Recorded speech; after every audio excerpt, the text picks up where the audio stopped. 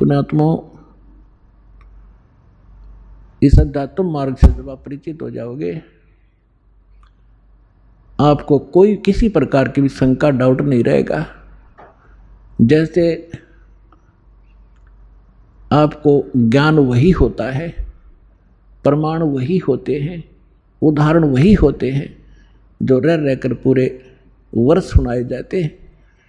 और आपकी आत्मा को ये ज्ञान और ये प्रमाण कितनी बार सुने उतनी बार अच्छे लगते हैं, तो आप स्वस्थ हैं।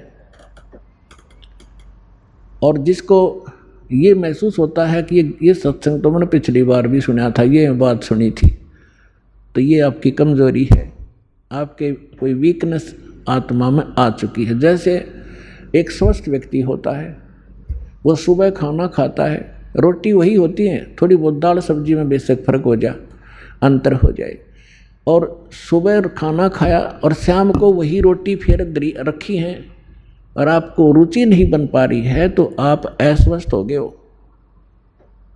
और यदि आपको वही रोटियां फिर उसी तरह रुचिकर लग रही हैं, तो आप स्वस्थ हैं। और दिन में 3-3 बार खाते हो, रुचिकार लगती हैं, तो आप स्वस्थ हैं। इसी प्रकार अब ये ज्ञान वही है, और जितनी बार सुने और जितनी बार ये आपको उतनी ही बार आपको ये अच्छा लगना चाहिए, तो आप स्वस्थ हैं। अन्यथा आपको फिर कोई पाप कर्म ने घेर लिया। अब जैसे रोगी व्यक्ति है और वो भोजन प्रतिदिन खाता है 2-2, 3-3 बार, और जब वो रोगी व्यक्ति हो जाता है वो, तो उसको एक समय भी एक ग्रास भी खाने की रुचि नहीं रहती। कारण क्या हुआ कि उस रोग ने उसके शरीर की व्यवस्था खराब कर दी। जो मीठी वस्तु थी, खाने योग्य पदार्थ थे, वो भी कड़वे लगने लगे। उसका तरीका क्या है? उसका तरीका ये है कि कड़वी, जैसे किसी को मलेरिया हो गया और उसने वो कड़वी कुनीन रोटियां तो भी कड़वी वो खानी पड़ेंगी, ना चाहते भी खानी पड़ेंगी, चाहे वो रुचि कर लगे चाहे ना लगे।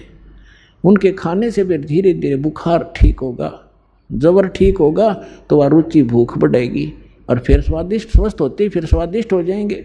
तो इसी स्वादिष्ट लगा करेंगे। इसी प्रकार ये सत्संग के अंदर ये दोनों डोज हैं। इसमें आत्मा का आहार भी है और ये ट्रीटमेंट, ये उपचार भी साथ होता है। जैसे कोई भक्त सत्संग सुन रहा है और ये मन में आता है कि तो पहले भी सुना था, तो बेशक आप ना चाहते हुए भी उठकर नहीं जाना चाहिए, उसको बार बार सुनना चाहिए। थोड़ी सी देर में आप देखोगे ओहो ये तो ठीक सी लगन लाएगी, तो ये कुनीन का काम भी करेंगी। ना चाहते हुए भगवान की महिमा को सुनते ही रहना चाहिए और ना चाहते हुए भक्ति जैसे मंत्र करने लगते हो, रुचि सी ना बनती, ना बनन दे, एक बार मंड जाओ करडे से होकर मन भागन दे, दूर थोड़ी देर भागेगा फिर आप पे सेट होगा। इसी प्रकार परमात्मा कहते हैं कबीर हरि के नाम को खज बजो चाहे खज, उल्टा सुल्टा ओ गही खेच पड़ा जो बीज। अब परमात्मा के नाम में लग जाओ, चाहे हज यानी अपनी रुचि से या खज के माथा सा ठनकते हुए भी शुरू कर दो। और कहते हैं जैसे खेत में बीज पड़ गया, उल्टा पड़ो चाहे सुल्टा उगेगा। तो इस प्रकार आपने इस ज्ञान को सुनना चाहिए।